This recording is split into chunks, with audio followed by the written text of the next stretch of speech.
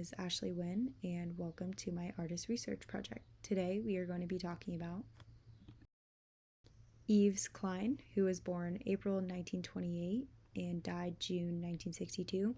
Yves once said, "The imagination is the vehicle of sensibility. Transported by the imagination, we attain life, life itself, which is absolute art." Who was Klein before his career? Klein was born in Nice, France, raised by painter parents, father Fred Klein, who was a figurative painter, and mother Marie Raymond, who was an abstract painter. Along with Klein's love for painting, there was judo. In 1952, he traveled to Japan and became a black belt, and this heavily influenced his artistry and philosophical outlook. He once said, "It was pure chance that led me to judo. Judo has helped me to understand that pictorial space is, above all, the product of spiritual exercises. Judo is, in fact, the discovery by the human body of a spiritual space." What was Klein's impact on the art world? Klein was one of the most influential French modern artists of the avant-garde art movement during the late 1950s and early 60s. He was also a leading member of the New Realism movement during his time. Klein's development of International Klein Blue, also known as IKB, completely revolutionized the art world in terms of color theory. He patented this color in 1960 and worked with chemists in the 50s to create what he calls the most perfect expression of blue beyond dimensions.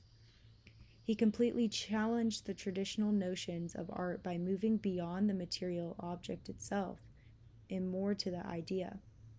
This concept revolutionized performance, conceptual, and minimal art.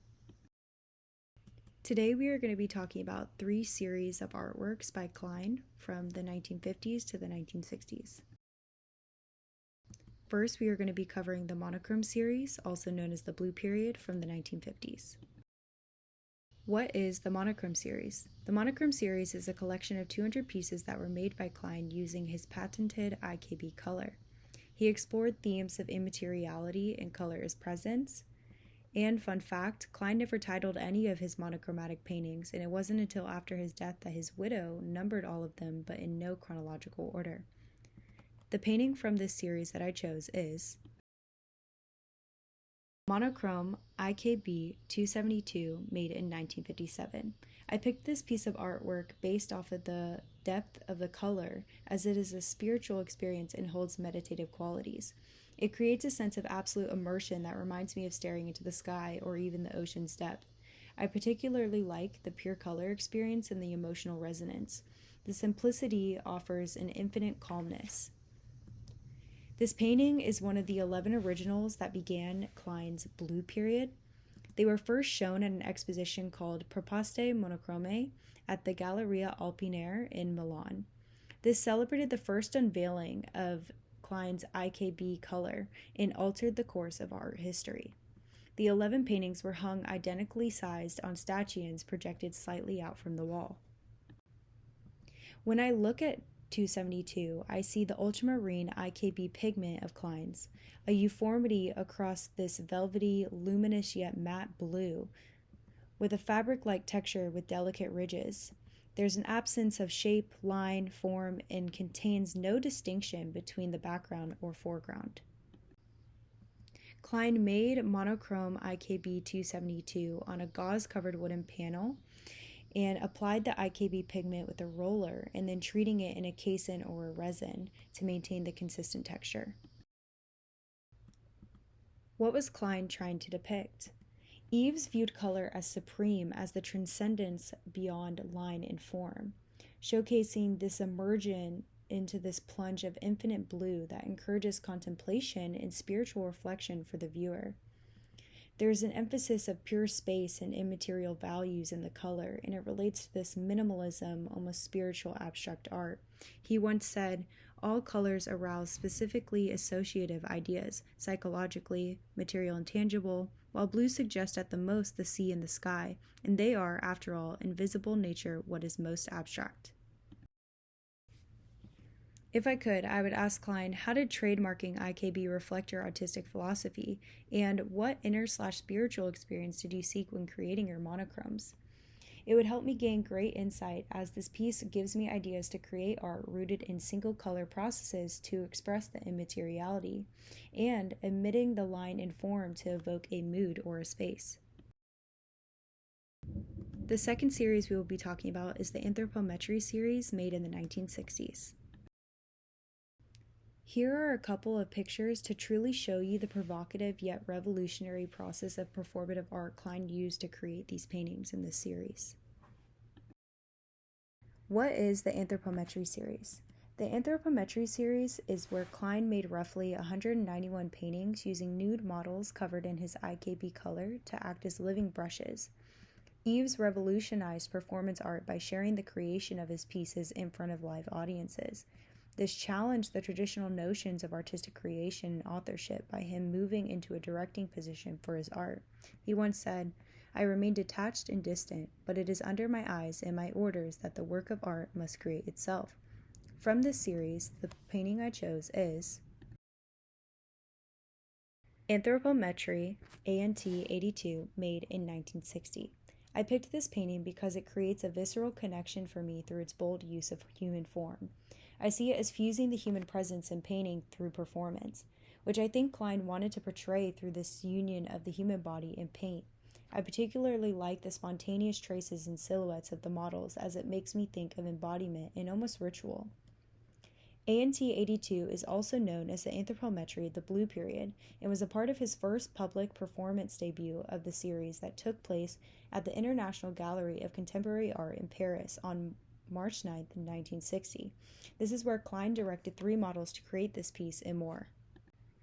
When I look at the painting, I see Klein's ultramarine IKB color that strongly contrasts with the paper on its background. I see organic edges that surround the silhouettes and shapes of torso, bust, and bodies, the foreground being the human imprints and the background is the white canvas. Klein used paper for the models to imprint themselves on and then was later mounted to canvas, covering it in a synthetic resin to reach its final form. He used naked models as his living brushes to create his artwork, known for its performance art technique and exploration of pure color. What was Klein trying to depict? I think he wanted to depict the exploration of pure color through the union of the human body, paint, and performance, this allowing the viewer to conceptualize how the body and art are connected, provoking a physical empathy for them. Deemed controversial but fascinating during his time, Klein turned nudes into painting, which redefined the boundaries of painting itself, thus challenging the usage of traditional tools of art, reclaiming the human figure in abstraction. He said, "Then, when the creation starts, I stand there, present at the ceremony, immaculate, calm, relaxed, perfectly aware of what is going on, and ready to welcome the work of art that is coming into existence in the tangible world." If I could, I would ask him, how did the use of live performance affect your sense of control or surrender as an artist? And were you searching for a kind of purity or truth in these works? If so, how did this painting serve that search? Klein's artwork inspires me to incorporate movement and live presence in my art, utilizing the body as a tool opposed to just brushes. Our third and final series we'll be covering is the fire painting series made in 1961. What is the fire painting series? The fire painting series is Klein's final works of art before his death, where he made around 125 paintings. They were made in France's National Gas Testing Center, where Klein had special permission to use the facilities and equipment like powerful gas burners, flamethrowers, and blowtorches, representing a multifaceted symbolism including the spiritual, the ephemeral, and the interplay of destruction and creation, exploring alchemy, and some say he was an alchemist more than an artist, once saying, "My works are only the ashes of my art." Fun fact, Klein used an industrial blowtorch weighing about 40 kilograms, which is 88 pounds, to make this artwork. The painting I chose from this series is painting FC1, made in 1961. I picked this painting because of its haunting presence with what looks like scorched bodies and elemental force, which is what originally drew me into this piece. I think Eves wanted to portray a powerful hybrid between presence and absence, and I particularly liked the boldness of the piece and the use of elemental processes, as it makes me think of trauma, resilience, memory, and almost a silent suffering. This is one of Eves' final fire paintings and was actually sparked an exhibit in 1961 at the Haus Lang Museum in Krefeld, Germany. There were firemen by his side during the entire duration of these paintings. And a fun fact, in 2012, FC1 sold for $36.4 million. When I look at FC1, I see an amber flame colored canvas with black burn marks surrounding silhouettes of his IKB color. The texture appears charred and wet like it's been left to dry. I see soft gradients on organic edges, silhouettes acting as negative space filled with IKB brushstrokes. Foreground is the bodies, and the background is the intense flame haloed canvas. Klein uses Swedish cardboard to create FC1 as it's resistant to combustion with dried pigments and covered in a synthetic resin to reach its final form. Combining elemental forces like fire and water and silhouettes like from his anthropometry series shows an interplay between heat and pigment. Eves guided the blowtorch and used wet models to maintain the shapes of the bodies, thus blending performance, mark making, and alchemy. What was Klein trying to depict? I think Klein wanted to convey this presence of absence and the trace of the immediate by using fire as his medium, allowing the viewer to ponder on mortality, memory, and the connection of destruction and creation. Eves connected fire to the spiritual state beyond the material world. Also, this painting was a nod to the victims of the atomic bombings of Hiroshima and Nagasaki, as it echoes nuclear bomb shadows, something which affected him in his early career.